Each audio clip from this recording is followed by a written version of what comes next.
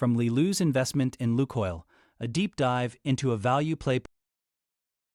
Part 2. Li Lu, from Tiananmen Square refugee to value investor. Now let's talk about the person at the center of this, because without understanding Li Lu, the Lukoil trade doesn't make sense.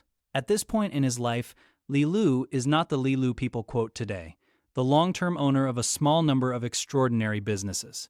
He hasn't earned that evolution yet. He's still in the phase where capital is scarce and opportunity has to be asymmetric, or it's not worth touching.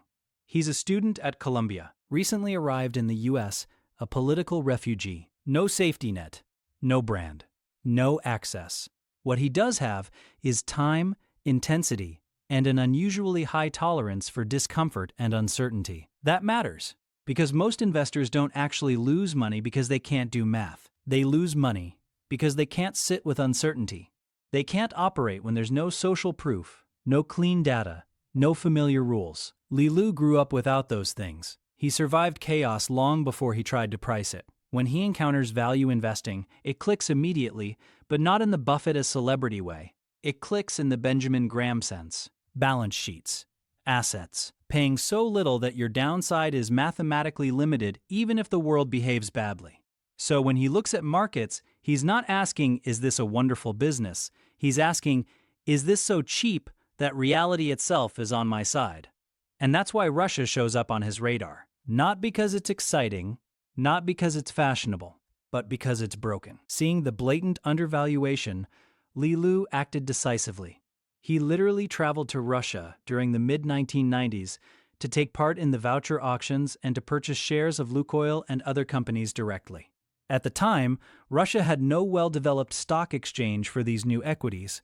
Buying in meant dealing with physical share certificates or vouchers in improvised auctions and street markets. This was not a passive button-click investment. It required on-the-ground hustle. Li Lu's willingness to go the distance, geographically and intellectually, gave him an edge in accessing the opportunity. Sure, you had to buy the physical certificates from their holders. There was no stock exchange to speak of at the time, he noted of the process. In essence, Li Lu was cashing out Russian voucher holders at a tiny fraction of true value, a move that took both conviction and courage.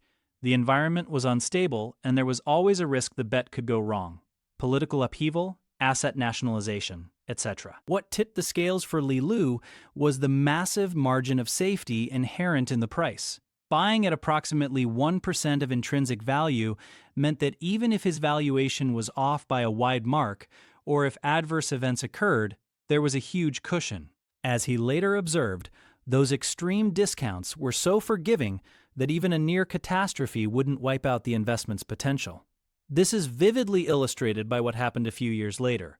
In 1998, Russia defaulted on its debt and the ruble currency collapsed by roughly 90%, an economic disaster that devastated many investors. Yet, those who had bought that certificates 5 years previously were still up tenfold on their investment, despite the 1998 crisis. In other words, even with Russia's worst-case scenario unfolding, early Lukoil investors like Li Lu were still sitting on gains of around plus 900%. In dollar terms, how's that for a margin of safety? This outcome was not luck alone, it was a direct result of paying so little that nearly all the downside was buffered. Li Lu's decision to buy Lukoil was grounded in a probabilistic mindset. He recognized that when you pay 1 cent for a dollar's worth of oil assets, the odds are dramatically in your favor. Another key aspect of Li's mindset was independent thinking. While the crowd, in this case most Russians and even many Western investors, either ignored these opportunities or deemed them too risky, Li Lu trusted his own analysis. He did not let prevailing pessimism or the strangeness of the market deter him. Instead, he leaned on fundamental facts, e.g., barrels in the ground, global energy demand, replacement cost of assets, and made an unorthodox bet. This exemplified the classic value investor's trait of going against popular sentiment when prices and fundamentals diverge widely. Li Lu later emphasized that such opportunities arise when market prices detach from business reality due to fear or informational gaps, and that one must be willing to act when others won't. In the Lukoil play, he came to the conclusion to buy because all indicators of intrinsic worth, hard assets and future earnings power, pointed to values many times greater than the ask price, giving him confidence to load up despite the chaos. Li Lu understands something most people miss. The best opportunities don't come from optimism, they come from dislocation, from systems that are changing faster than human psychology can process. Russia in the early 1990s is exactly that. An entire ownership structure is being rewritten. People who never thought like owners are suddenly handed claims on real assets, and they don't want them. They want certainty, they want cash. They want now. Li Lu sees this not as a moral story or a geopolitical story, but as a behavioral one. Forced sellers don't set rational prices, and when sellers are forced, the buyer with patience controls the terms. This is also where his personal history matters more than spreadsheets. Someone who has lived through regime change doesn't assume that chaos means assets stop working. Factories still run, oil still pumps, humans still trade. He's already internalized that systems can be unstable, while underlying economic reality persists. So when he looks at Russia, he doesn't ask, "Is this safe?" He asks, "How cheap does this have to be for safety to stop mattering?" That's the frame. And it leads him directly to assets, not stories, to things that exist independent of politics. Oil, reserves, physical production. This is not courage. It's logic applied without emotional filters. Most people can't do that because they anchor to headlines, reputations, and social consensus. Li Lu anchors to arithmetic and survival logic. That's the foundation. Before Lukoil, before the vouchers, before the returns, the mindset comes first.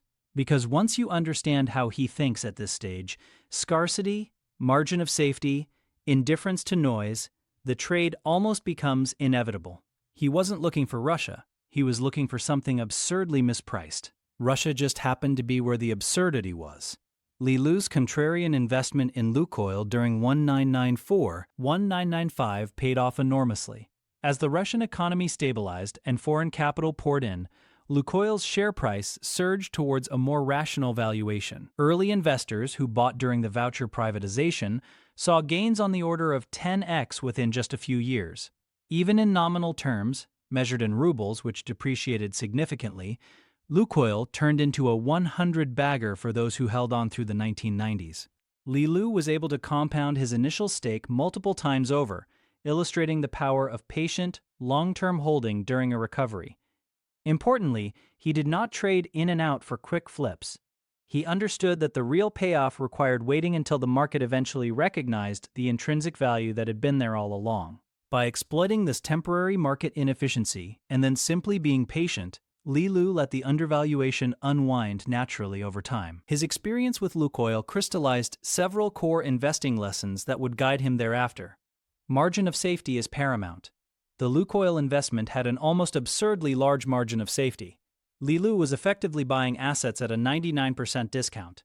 This cushion protected him when unforeseen events, like Russia's 1998 crash, occurred, proving that buying at a steep discount to intrinsic value limits downside risk. Ever since, Li Lu has insisted on investing only when he has a substantial margin of safety. Independent, contrarian thinking. Li Lu's success came from seeing value where others saw nothing. Locals thought the shares were worthless burdens, and many investors were scared off by political risk.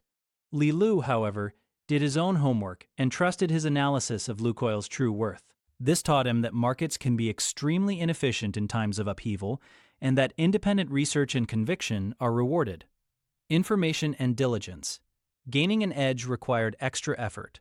Traveling to Russia, sourcing information on companies' assets, and navigating an immature market. Li Lu learned that on-the-ground research and information arbitrage can uncover opportunities that are invisible to less diligent investors. He famously advocates for accurate and complete information in investing, a principle born from these early experiences. Long-term perspective.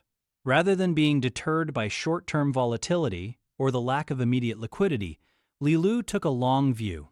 He was investing in the post-Soviet future of these companies, not the present turmoil. By holding through volatility, he allowed fundamentals to eventually shine through. This patience validated the view that the market is a weighing machine in the long run.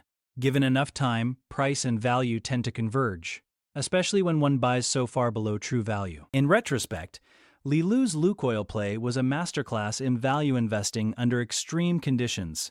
He leveraged a unique historical moment, the privatization of an empire, and applied timeless principles to it. The result was not only a phenomenal financial return, but also a formative learning experience.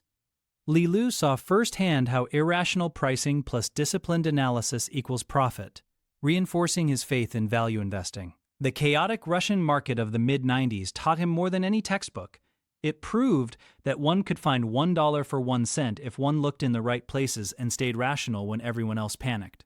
These lessons influenced Li Lu's later investments, from Asian equity bargains to BYD in China, and solidified his reputation as an investor who fishes where the fish are, i.e., in markets or situations rife with inefficiency and fear.